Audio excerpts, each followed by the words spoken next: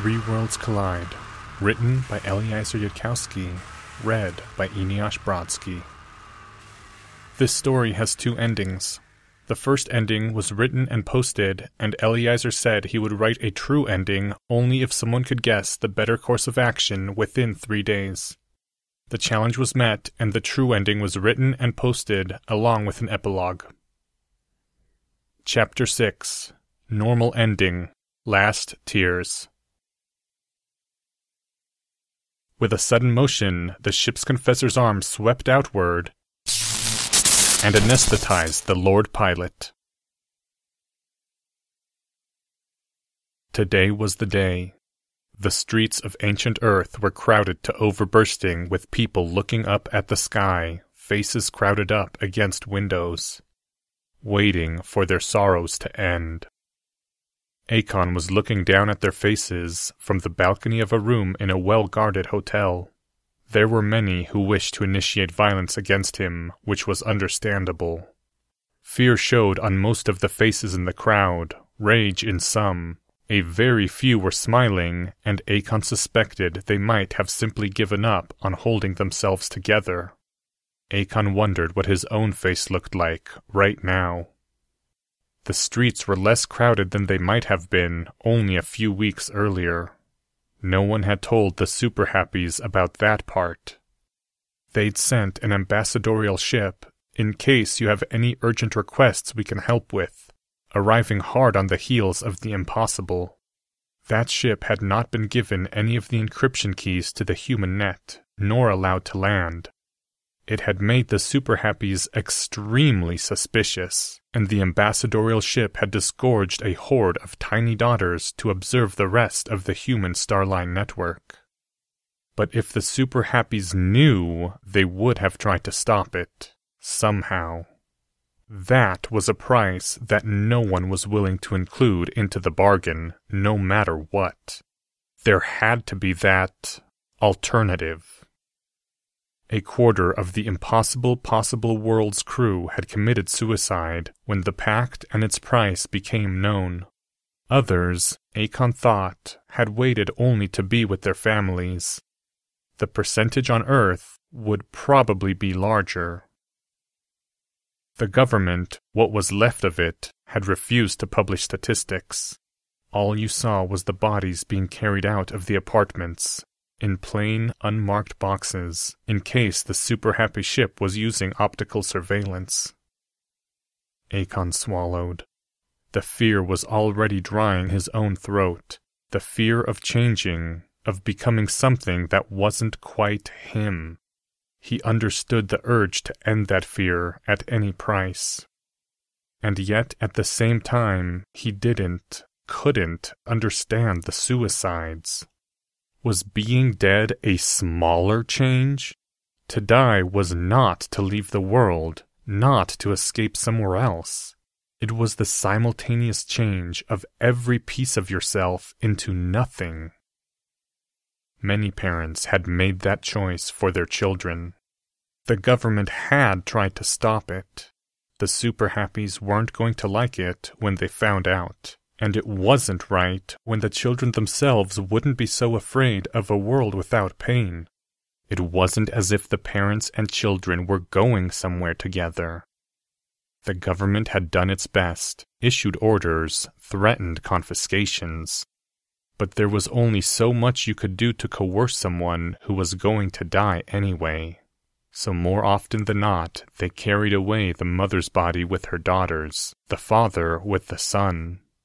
The survivors, Akon knew, would regret that far more vehemently once they were closer to the Super Happy point of view. Just as they would regret not eating the tiny bodies of the infants. A hiss went up from the crowd, the intake of 1,000 breaths. Akon looked up and he saw in the sky the cloud of ships dispersing from the direction of the sun and the Huygens star line. Even at this distance they twinkled faintly. Akon guessed, and as one ship grew closer, he knew that he was right, that the Super Happy ships were no longer things of pulsating ugliness, but gently shifting iridescent crystal. designs that both a human and a baby eater would find beautiful. The Super Happies had been swift to follow through on their own part of the bargain. Their new aesthetic senses would already be an intersection of three worlds' tastes. The ship grew closer overhead. It was quieter in the air than even the most efficient human ships, twinkling brightly and silently, the way that someone might imagine a star in the night sky would look up close if they had no idea of the truth. The ship stopped, hovering above the roads, between the buildings. Other bright ships, still searching for their destinations, slid by overhead like shooting stars. Long, graceful, iridescent tendrils extended from the ship, down toward the crowd. One of them came toward his own balcony, and Akon saw that it was marked with the curves of a door. The crowd didn't break, didn't run, didn't panic. The screams failed to spread as the strong hugged the weak and comforted them. That was something to be proud of in the last moments of the old humanity. The tendril reaching for Akon halted just before him. The door marked at its end dilated open. And wasn't it strange? Now the crowd was looking up at him. Akon took a deep breath. He was afraid, but there wasn't much point in standing here, going on being afraid, experiencing futile disutility. He stepped through the door into a neat and well-lighted, transparent capsule. The door slid shut again. Without a lurch, without a sound, the capsule moved up toward the alien ship. One last time, Akon thought of all his fear, of the sick feeling in his stomach and the burning that was becoming a pain in his throat. He pinched himself on the arm, hard, very hard, and felt the warning signal telling him to stop.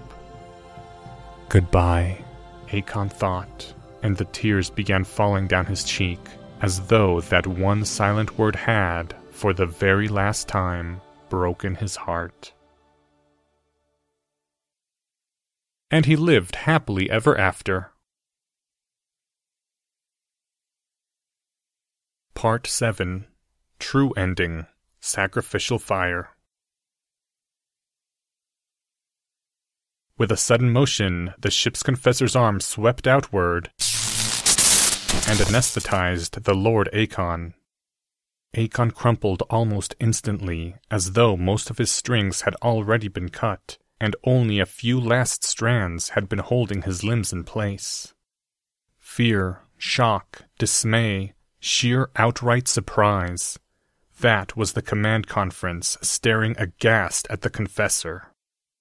From the hood came words absolutely forbidden to originate from that shadow, the voice of command. Lord Pilot, take us through the star line back to the Huygens system. Get us moving now. You are on the critical path.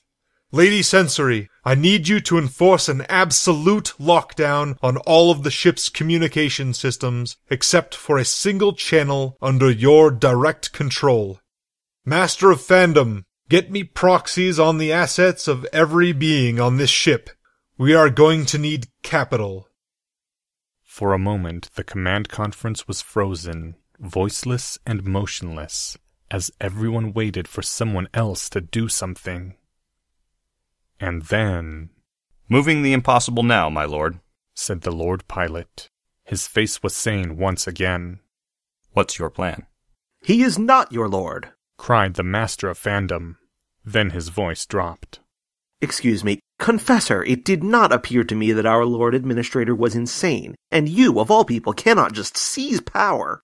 True, Akon was sane, but he was also an honest man who would keep his word once he gave it, and that I could not allow. As for me, I have betrayed my calling 3 times over, and am no longer a confessor. With that same response, the once confessor swept back the hood. At any other time, the words and the move and the revealed face would have provoked shock to the point of fainting. On this day, with the whole human species at stake, it seemed merely interesting. Chaos had already run loose, madness was already unleashed into the world, and a little more seemed of little consequence. Ancestor, you are twice prohibited from exercising any power here. The former confessor smiled dryly. Rules like that only exist within our own minds, you know. Besides, I am not steering the future of humanity in any real sense. Just stepping in front of a bullet. That is not even advice, let alone an order. And it is appropriate that I, and not any of you, be the one who orders this thing done. Fuck that up the ass with a hedge trimmer. Are we gonna save the human species or not? There was a pause while the others figured out the correct answer. Then the master sighed and inclined his head in assent to the once confessor. I shall follow your orders, Kiritsugu. Even the Kiritsugu flinched at that, but there was work to be done, and not much time in which to do it. In the Huygens system, the impossible possible world was observed to return from its much-heralded expedition, appearing on the starline that had shown the unprecedented anomaly. Instantly, without a clock tick's delay, the impossible broadcast a market order. That was already a dozen ways illegal. If the impossible had made a scientific discovery, it should have broadcast the experimental results openly before attempting to trade on them. Otherwise, the result was not profit but chaos, as traders throughout the market refused to deal with you. Just conditioning on the fact that you wanted to sell or buy from them was reason enough for them not to. The whole market seized up as hedgers tried to guess what the hidden experimental results could have been, and which of their counterparties had private information. The impossible ignored the rules. It broadcast the specification of a new prediction contract, signed with emergency override and imminent harm and confessor flag, signatures that carried extreme penalties up to total confiscation for misuse, but any one of which ensured that the contract would appear on the prediction markets at almost the speed of the raw signal.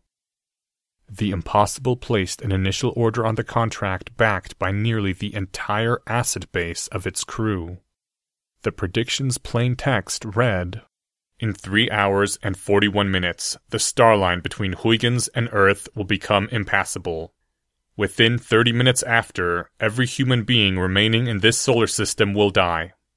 All passage through this solar system will be permanently denied to humans thereafter." The following plaintext is not intended to describe the contract's terms, but justifies why a probability estimate on the underlying proposition is of great social utility. Aliens! Anyone with a starship, fill it with children and go! Get out of Huygens now! In the Huygens system, there was almost enough time to draw a single breath. And then the markets went mad, as every single trader tried to calculate the odds, and every married trader abandoned their positions and tried to get their children to a starport. 6, Murmured the master of fandom. 7, 8, 9, 10, 11. A hollow appeared within the command conference, a signal from the president of the Huygens Central Clearinghouse, requesting, or perhaps demanding would have been a better word, an interview with the Lord Administrator of the impossible possible world. Put it through, said the Lord Pilot, now sitting in Akon's chair as the figurehead anointed by the Kiritsugu. Aliens? The president demanded, and then her eye caught the pilot's uniform. You're not an administrator.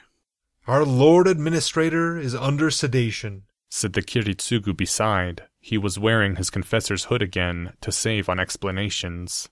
He placed himself under more stress than any of us. The president made an abrupt cutting gesture. Explain this contract. And if this is a market manipulation scheme, I'll see you all tickled until the last sun grows cold. We followed the star line that showed the anomalous behavior, and found that a nova had just occurred in the originating system. In other words, my Lady President, it was a direct effect of the nova and thus occurred on all star lines leading out of that system. We've never found aliens before now, but that's reflective of the probability of any single system we explore having been colonized. There might even be a star line heading out of this system that leads to an alien domain, but we have no way of knowing which one. And opening a new star line is expensive. The nova acted as a common rendezvous signal, my Lady President. It reflects the probability, not that we and the aliens encounter each other by direct exploration, but the probability that we have at least one neighboring world in common. The President was pale. And the aliens are hostile. The Lord Pilot involuntarily looked to the Kiritsugu. Our values are incompatible. Yes, that's one way of putting it. And unfortunately, my Lady President, their technology is considerably in advance of ours. Lord Pilot, are you certain that the aliens intend to wipe out the human species? The Lord Pilot gave a very thin, very flat smile. Incompatible values, my Lady President. They're quite skilled with biotechnology. Let's leave it at that. Sweat was running down the President's forehead. And why did they let you go, then? We arranged for them to be told a plausible lie. One of the reasons they're more advanced than us is that they're not very good at deception. None of this explains why the star line between Huygens and Earth will become impassable. Surely, if what you say is true, the aliens will pour through our world and into Earth and into the human starline network. Why do you think that this one starline will luckily shut down? The Lord Pilot drew a breath. It was good form to tell the exact truth when you had something to hide. My Lady President, we encountered 2 alien species at the Nova. The first species exchanged scientific information with us. It is the second species that we are running from. But from the first species, we learned a fact which this ship can use to shut down the Earth starline.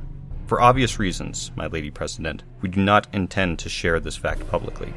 That portion of our final report will be encrypted to the chair of the Interstellar Association for the Advancement of Science, and to no other key. The President started laughing. It was wild, hysterical laughter that caused the Kiritsugu's head to turn toward her. From the corner of the screen, a gloved hand entered the view, the hand of the President's own confessor. My lady, came a soft female voice. Oh, very good. Oh, marvelous. So it's your ship that's going to be responsible for this catastrophe. You admit that, eh? I'm amazed. You probably managed to avoid telling a single direct lie. You plan to blow up our star and kill 15 billion people, and you're trying to stick to the literal truth. The Lord Pilot slowly nodded. When we compared the first alien scientific database to our own... No, don't tell me. I was told it could be done by a single ship, but I'm not supposed to know how. Astounding that an alien species could be so peaceful that they don't even consider that a secret.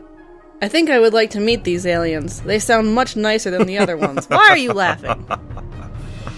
My Lady President, forgive me, but we've been through a lot. Excuse me for asking, but are you evacuating the planet, or what? The President's gaze suddenly seemed sharp and piercing like the fire of stars. It was set in motion instantly, of course. No comparable harm done, if you're wrong. But 3 hours and 41 minutes is not enough time to evacuate 10% of this planet's children. The President's eyes darted at something out of sight. With 8 hours, we could call in ships from the Earth Nexus and evacuate the whole planet. A soft voice came from behind the President. my lady, it is the whole human species at stake. Not just the entire starline network beyond Earth, but the entire future of humanity. Any incrementally higher probability of the aliens arriving within that time. The President stood in a single fluid motion that overturned her chair, moving so fast that the viewpoint bobbed as it tried to focus on her and the shadow-hooded figure standing beside. Are you telling me to shut up and multiply? Yes. The President turned back to the camera angle and said simply, No, you don't know the aliens are following that close behind you, do you? We don't even know if you can shut down the star line. No matter what your theory predicts, it's never been tested, right? What if you create a flare bright enough to roast our planet but not explode the whole sun? Billions would die for nothing! So if you do not promise me a minimum of, let's call it 9 hours, to finish evacuating this planet, then I will order your ship destroyed before it can act. No one from the Impossible spoke. The president's fist slammed her desk. Do you understand me? Answer, or in the name of Huygens I will destroy your ship! Her confessor caught her president's body, very gently supporting it as it collapsed. Even the Lord Pilot was pale and silent. But that, at least, had been within law and tradition. No one could have called that thinking sane. On the display, the confessor bowed her hood. I will inform the markets that the Lady President was driven unstable by your news, and recommend to the government that they carry out the evacuation without asking further questions of your ship. Is there anything else you wish me to tell them? Her hood turned slightly toward the Kiritsugu. Or tell me? There was a strange, quick pause as the shadows from within the two hoods stared at each other. Then... No, I think it has all been said. The confessor's hood nodded. Goodbye.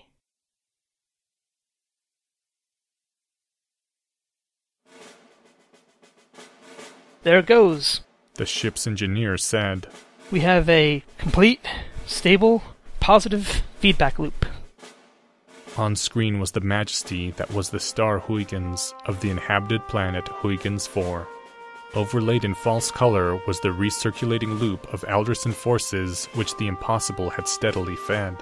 Fusion was now increasing in the star as the Alderson forces encouraged nuclear barriers to break down, and the more fusions occurred, the more Alderson force was generated. Round and round it went. All the work of the Impossible, the full frantic output of their star drive, had only served to subtly steer the vast forces being generated, nudge a fraction into a circle rather than a line. But now, did the star brighten? It was only their imagination, they knew. Photons take centuries to exit a sun under normal circumstances. The star's core was trying to expand, but it was expanding too slowly, all too slowly, to outrun the positive feedback that had begun. Multiplication factor 1.05. It's climbing faster now, and the loop seems to be intact. I think we can conclude that this operation is going to be successful. 1.2. Starline instability detected. Ships were still disappearing in frantic waves on the starline toward Earth, still connected to the Huygens civilization up to the last moment by tiny threads of Alderson force. If anyone has anything they want to add to our final report, they've got around 10 seconds. Tell the human species from me. 5 seconds. The Lord Pilot shouted, his fist held high and triumphant. To live, and occasionally be unhappy. This concludes the full and final report of the Impossible Possible World. Thank you to the following people. Master of Fandom by Tom Dickinson. Lady Sensory by Autumn Rachel Dryden. Lord Pilot by Eric Starling. Engineer J. Diani. President by Melissa Kessler. President's Confessor by Paige Smith. Ship's Confessor by Drake Walker. This chapter's original text, production notes, and attribution links, along with archives and much more, can be found at hpmorpodcast.com. Some sound effects used are courtesy of the Free Sound Project. Background music provided by freestockmusic.com. This episode's intro and outro music is Death Star by Atari Teenage Riot. Come back in 2 weeks for Part 8, Epilogue, Atonement.